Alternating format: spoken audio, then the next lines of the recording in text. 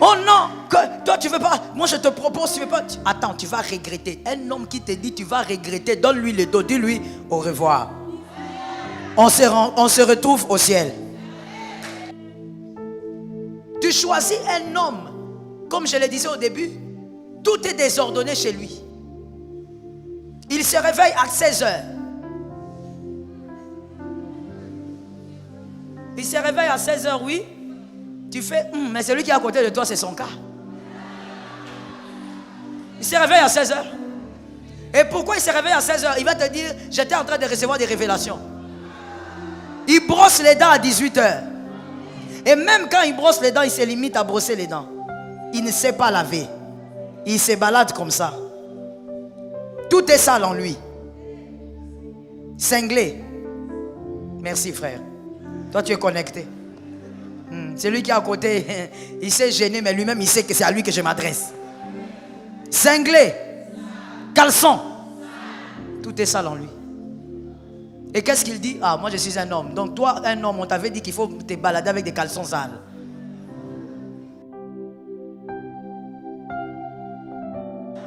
Mademoiselle, ne choisis pas un homme qui est là.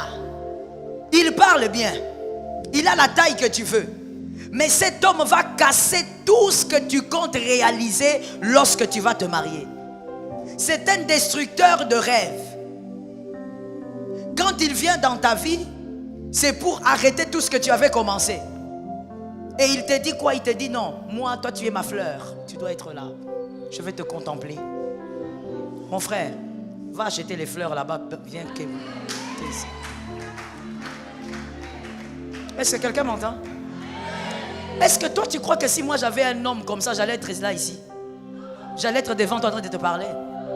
Toi tu vas, ma soeur, tu connais ce que Dieu a dit de toi. Voilà pourquoi je t'interdis, mademoiselle, de te marier avec un gars qui te dit Dieu m'a dit que c'est toi. Dis-lui frère, moi Dieu ne m'a pas dit que c'est toi. Il faut attendre que Dieu me dise aussi que c'est toi. Comment tu te laisses amener comme ça comme un mouton? Toi donc un homme quand il vient il te dit Dieu m'a dit c'est toi. Oui, on part. Dieu m'a dit on va se marier ici. Oui. Dieu m'a dit on va... Donc toi tu n'as pas de Dieu. Nous ne sommes pas dans l'ancienne alliance. Nous sommes dans la nouvelle alliance. Le voile est déchiré. Si cet homme est entré dans la présence de Dieu, toi aussi rentre là-bas. Si Dieu lui a parlé, que Dieu te parle aussi. Ne fais pas des choses parce qu'il y a un homme qui vient t'imposer un rythme. Ne fais pas des choses parce que tu as l'impression que l'âge est dépassé. L'âge est dépassé par rapport à qui? Chacun a son parcours, chacun son chemin. Regarde un voisin, dis-lui, toi tu es David, moi je suis Moïse. Dis à un autre, toi tu es Marie, moi je suis Élisabeth. Maintenant je vous pose la question, vous qui lisez la Bible. Marie avait eu un enfant, oui ou non? Élisabeth avait eu un enfant, oui ou non? Les deux avaient eu des garçons, oui ou non? L'essentiel c'est le bébé. L'essentiel c'est le bébé. Ah oui? Oh non, que toi tu veux pas. Moi je te propose, tu veux pas. Attends, tu vas regretter. Un homme qui te dit tu vas regretter, donne-lui le dos, dis-lui au revoir. On se retrouve au ciel. Ne pousse pas un homme qui va détruire tes rêves. Dans le foyer, le rêve de l'homme, le rêve de la femme se mettent ensemble pour bâtir une grande vision. Est-ce que quelqu'un m'entend bien? Tu ne dois pas, mademoiselle, gaspiller l'énergie de tes rêves. Parce que tu dis, tu veux te marier. Le mariage n'est pas une finalité. Le mariage est un arrêt de bus. On s'est arrêté pour un temps et on va continuer. Sinon, les veuves ne vivraient pas. Les veufs ne vivraient pas. Le mariage n'est pas la destination finale. Est-ce que quelqu'un m'entend? Alors je dis à quelqu'un, fais attention. Quand tu veux choisir, regarde. Monsieur, toi tu as des grands rêves. Dieu t'a donné aussi beaucoup de prophéties, de messages. Tu sais là où Dieu va t'amener. Lorsque tu regardes cette fille-là, est-ce qu'elle peut t'amener là-bas? Il y a de ces filles-là. Tu es là, tu lui dis, écoute, on va aller manger quelque part. D'accord. Tu amènes la fille manger quelque part. Elle entre et dit, hey, pourquoi on est venu ici? Non, on est venu manger quelque chose. Ah bon? Ok. Elle commence d'abord par ça. Ok. Quand on sert, on commence par la salade, on commence par les entrées. Elle. Ça, ce sont des feuilles. Mon frère, je dis ça dépend. J'ai dit ça dépend. Non, j'ai dit ça dépend. Je répète encore, ça dépend. Non, tu n'as pas compris, mais je dis ça dépend. Je répète encore, ça dépend. Quand je dis ça dépend, c'est-à-dire, chacun, tout dépend de là où tu vas. Tout dépend de... Si toi, tu vas t'asseoir avec les grands, tu vas t'asseoir avec les rois, tu vas t'asseoir avec des présidents, tu dois avoir une femme qui sait se tenir à table. Tu dois avoir une femme qui sait comment l'on parle à des rois, à des présidents, comment on se tient devant le public. Tu dois avoir une femme qui sait comment est-ce que quand on est devant quelqu'un, on ne rit pas comme quelqu'un qui est... Ça dépend de là où tu vas. Il y a des conjoints qui ont arrêté le bâtissement des autres. Si tu ne fais pas attention au choix de celui qui doit bâtir avec toi, tu auras un mariage Alcatraz. Ça sera une prison.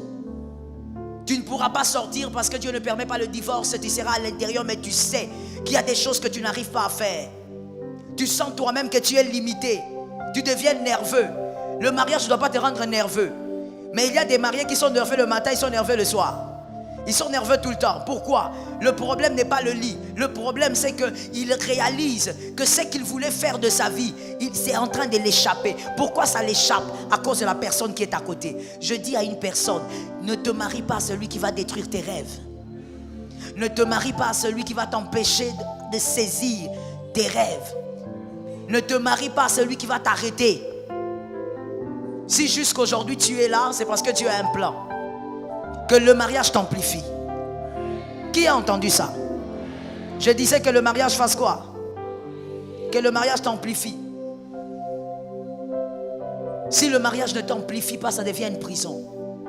Tu vas devenir aigri. C'est comme ça que vous entendez certaines personnes lorsqu'ils parlent du mariage, ils disent le mariage n'est pas bon. Le mariage, les mariages, ce sont des chaînes. Parce qu'il vit des chaînes. Le mariage est une bénédiction venant de Dieu. Mais tout dépend de qui vous choisissez. La personne que tu choisis définit là où tu vas. Montre-moi ton choix, je te dirai jusqu'où tu iras. Montre-moi le type de fille que toi tu veux épouser, je te montrerai jusqu'où tu iras.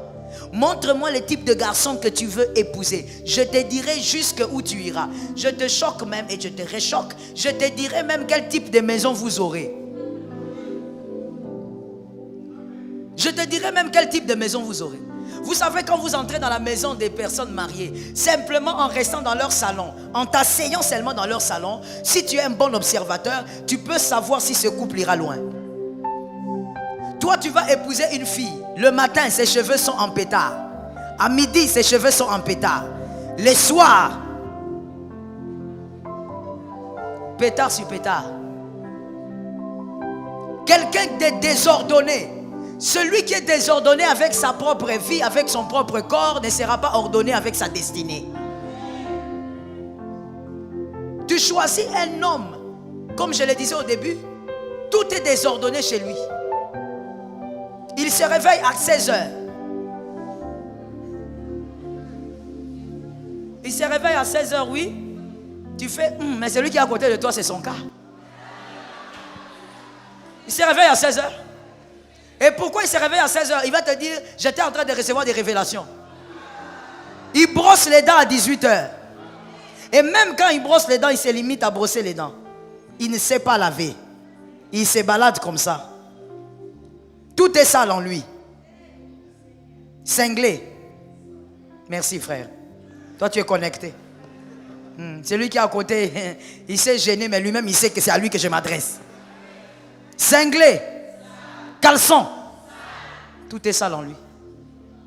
Et qu'est-ce qu'il dit? Ah, moi je suis un homme. Donc toi, un homme, on t'avait dit qu'il faut te balader avec des caleçons sales. Tu fais avec un caleçon 4 jours. Frère, quand on sort de ce culte, tu jettes ces caleçons-là et tu vas t'acheter un autre. Tu jettes ça. Ça a changé même de couleur. Pas parce que tu laves beaucoup, mais parce que c'est sur ton corps. Si même ça pouvait parler, ça allait dire, je suis fatigué. Laisse-moi un peu me reposer. Quelqu'un de désordonné comme ça, mon frère, quand tu vas même chez eux, tu vas trouver le désordre. Et le désordre exprime même leur façon de penser, leur système de pensée. Choisis quelqu'un qui va t'amener à vivre exactement ce que Dieu a prévu pour toi. Mes frères et sœurs en Christ, aujourd'hui, plongeons dans une réflexion profonde sur le choix du conjoint, une décision cruciale qui façonne nos vies et influence notre cheminement spirituel. Le Seigneur, qui est l'architecte de nos vies, a un plan divin pour chacun de nous, y compris dans le domaine des relations et du mariage. Dans le livre de Proverbes, nous lisons ces paroles sages, « Fais de l'Éternel tes délices, et il te donnera ce que ton cœur désire. » Proverbe 37, 4, c'est le fondement de notre recherche pour un conjoint, cherchez d'abord le royaume de Dieu et sa justice. Le choix du conjoint ne devrait pas être basé uniquement sur des critères extérieurs ou temporaires. La parole nous exhorte à regarder au-delà de l'apparence extérieure et à considérer le cœur, car l'homme regarde à ce qui frappe les yeux, mais l'Éternel regarde au cœur. 1 Samuel 16h7. Considérons la vie d'Isaac et de Rebecca, un exemple d'orientation divine dans le choix du conjoint. Abraham envoya son serviteur pour trouver une femme pour Isaac, et le serviteur pria, demandant la direction de Dieu. Rebecca fut le résultat de cette prière sincère, et leur mariage fut béni. Nous devons nous efforcer de choisir un conjoint qui partage notre foi, notre vision et notre engagement envers le Seigneur. Paul nous encourage dans 2 Corinthiens 6h14, « Ne vous mettez pas avec les infidèles sous un joug étranger. Car quel rapport y a-t-il entre la justice et l'iniquité? Ou qu'y a-t-il de commun entre la lumière et les ténèbres? » Prions sans cesse pour la sagesse dans nos choix, car la sagesse vient du Seigneur. Si quelqu'un d'entre vous manque de sagesse, qu'il la demande à Dieu, qui donne à tous simplement et sans reproche, et elle lui sera donnée. Jacques 1h5. En conclusion, mes frères et sœurs, choisissons nos conjoints avec prière, discernement et un alignement sur les principes bibliques. Que nos unions soient ancrées dans l'amour divin et orientées vers la poursuite du royaume de Dieu.